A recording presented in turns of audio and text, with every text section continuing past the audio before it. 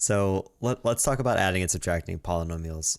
This looks very complicated, but this is just an extension of what we've already been seeing when we talk about combining like terms. So I see something with a k to the fourth plus 14 that does not have a variable plus 3k to the second. That's all kind of in parentheses. And then over here, I've got negative 3k to the fourth minus 14k squared minus 8. So just like before, and I guess I'll just do it down here real quick. If I had something like 3 plus 4x plus 2x minus, I don't know, 8, something like this, we know that we can't combine 3 with the 4x, and we can't combine 3 with the 2x because that 3 does not have a variable, whereas the 4x and 8x do. But I can combine the 3 with the minus 8, and we know that 3 minus 8 is negative 5. And then same thing with the terms that do have variables, 4x and 2x, because those have the same variable. I can combine that to make 6x. So I combined what I could to make this new expression down here. I'm going to take that same principle and apply it to this polynomial, although I guess it's not x's anymore. It's k's. And going one step further, I can only combine something with a k. Let's back up a second. I can only combine like terms if they share the same power of k. So what I mean is, if I have something times k to the fourth, I can only combine that with something else that also has k to the fourth.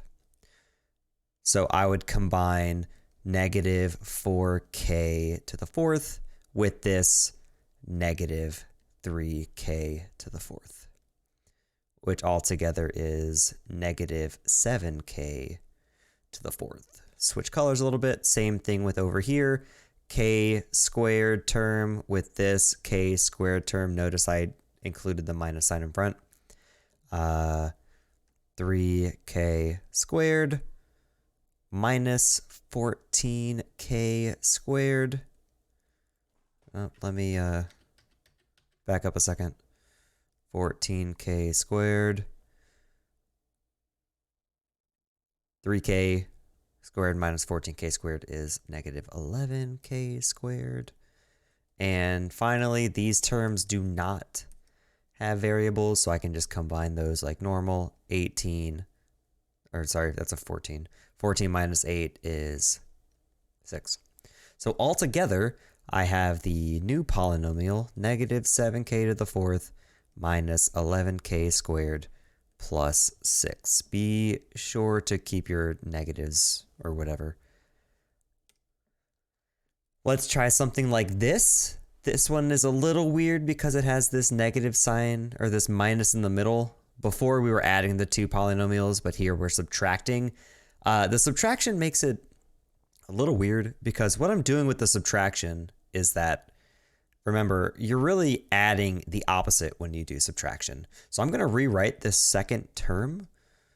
But let's think of it as plus. So I'm going to add the opposite of negative 2r cubed, which is positive 2r cubed. And I'm going to add the opposite of 9r, which is negative 9r. And the opposite of minus 8r squared would be plus 8r squared. Something like this. So I'm going to go ahead. Let me see if I can drag this. Nope, it's not going to let me do it. I'll just leave it. Whatever.